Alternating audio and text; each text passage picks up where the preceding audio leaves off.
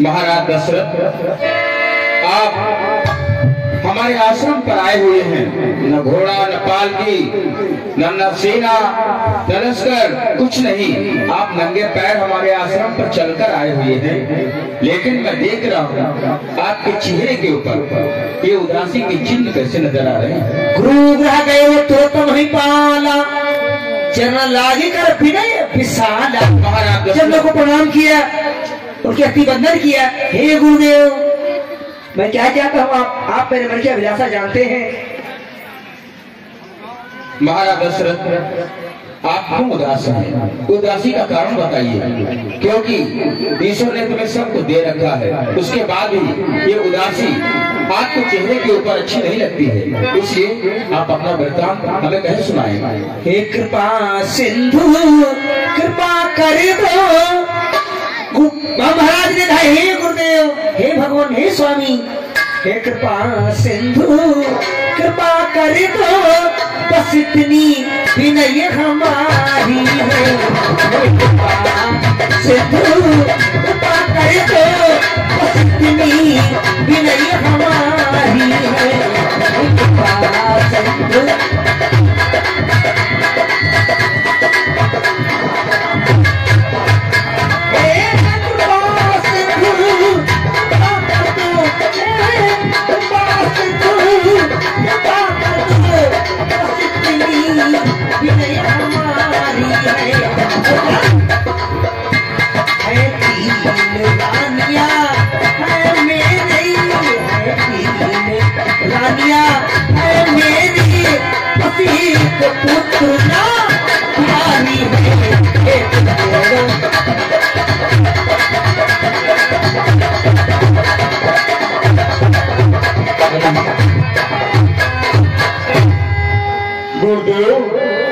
आपके श्री चरणों के आशीर्वाद से मुझे सब कुछ प्राप्त हुआ।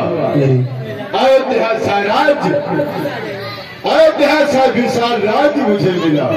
अवधपुरी सा राज और रित सरयू स्नान, ताकर फल कछु ना मिलो चौथो कन्य राज।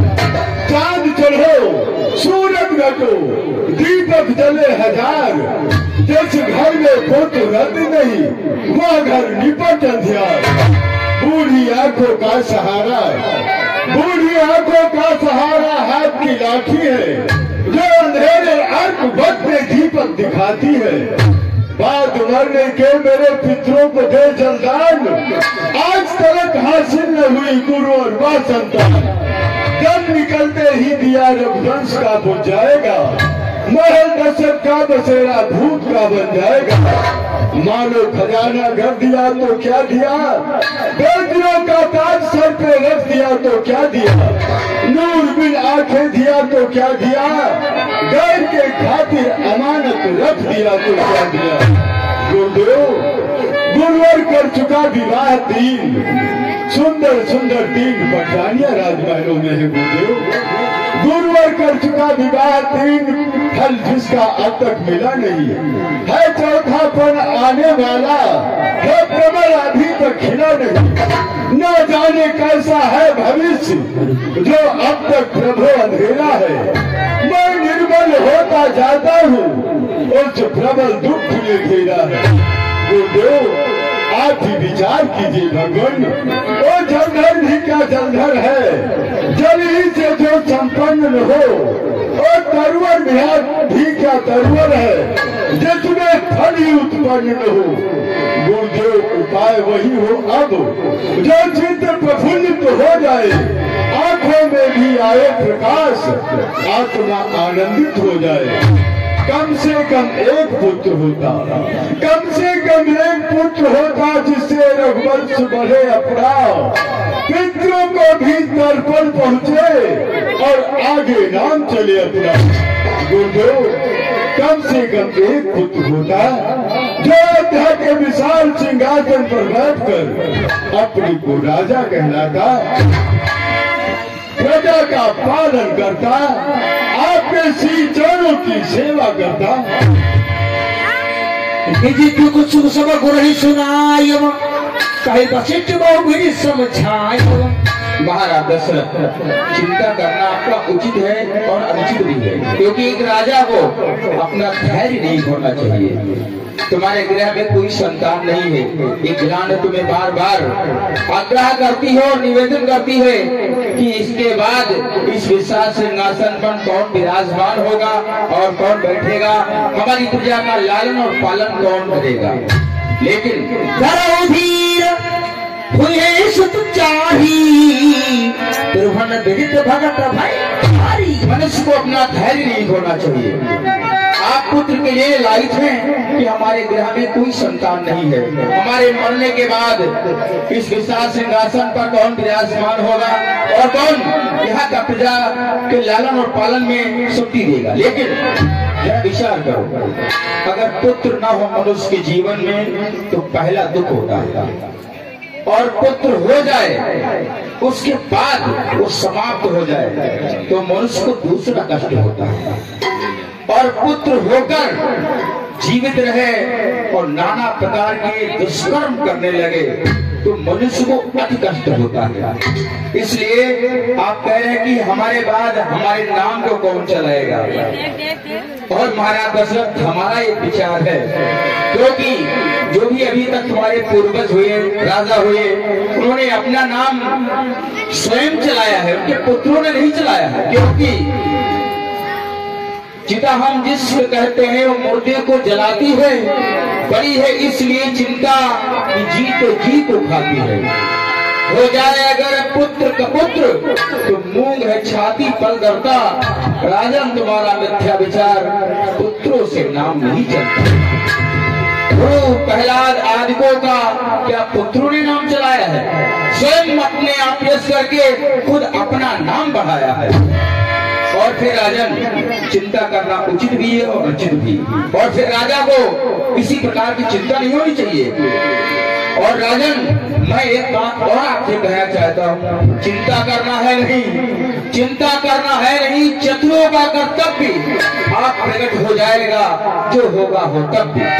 अगर प्राणी जिस चीज के लिए अगर हृदय में भावना बना लेता है कि हमें ये वस्तु चाहिए, तो फिर अगर प्रयत्न करता है तो वस्तु उसे अवश्य प्रदान होती है। इसलिए मैं आपसे बता रहा हूँ कि आप पुत्र यज्ञ करवाइए, जिसमें सभी साधु संत आएंगे। वो यज्ञ अगर आपकी संपन्न हुई तो आपकी इच्छाएं अवश्य पूर्ण होगी। यहाँ से कुछ दूरी पर पटना रियासत है, वहाँ पर राजा रोमपाल के यहाँ ब्रह्मांड ऋषि के पुत्र श्री श्रृंगी ऋषि जी रहते हैं। आप उनके बुलवा कर आचार्य का पद दीजिए, और वो पुत्र यक्ष की एक करवाने में अति निपुण हुई है, आप उनको आमंत्रित करके यज्ञ संपन्न करवाइए, आपकी इच्छाएं अवश्य पूर्ण होगी। भगवान की जय हो। चिंता चिता में बिंदु का फर्क है, चंद्र बिंदी, चिंता चिता। धन्यवाद।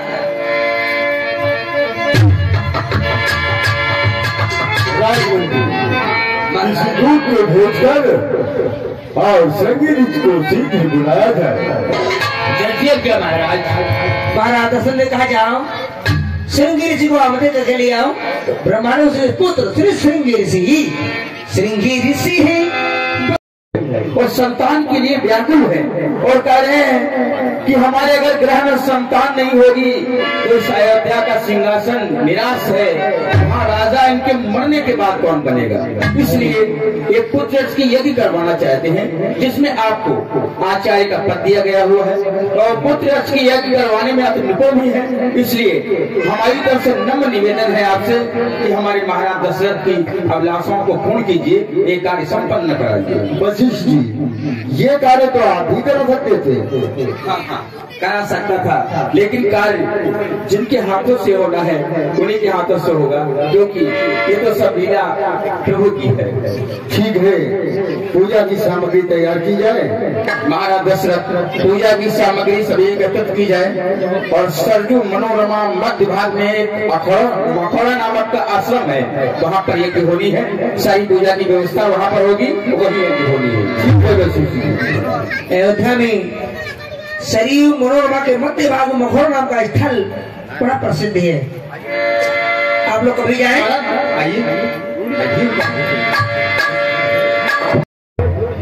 ये अक्षर यहाँ पे डालो। ओम सोमाय स्वाहा, ओम मंगलाय स्वाहा, ओम बुधाय स्वाहा, ओम बृहस्पताय स्वाहा, ओम शुक्राय स्वाहा, ओम सूर्याय स्वाहा। वशिष्ठ जी, ये क्या कारण है? जब जब मैं यज्ञ करवाता था तब तक अग्निदेव प्रकट होते थे। आज ये क्या कारण है जो अग्निदेव नहीं प्रकट हो रहे हैं? ईश्वर, आपने सभी देवी देवताओं का आवाहन किया, सबको निमंत्रण दिया, लेकिन इनके कुल देवता जो रंगनाथ जी हैं, आपने उनके नाम की आहुति नहीं अभी तक छोड़ी है, इसलिए रुष्ट हो गए हैं। उनके नाम की आहुति पढ़ते ही अग्निदेव भगवान अवश्य प्रकट होंगे। ओम श्री रंगनाथाय नमः स्वाहा, ओम श्री रंगनाथाय नमः स्वाहा। तो दिया, भगवान प्रकट हो गए।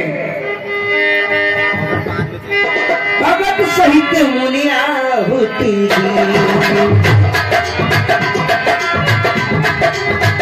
भगत सहित मुनि आहुति दीने प्रगति अग्नि चारु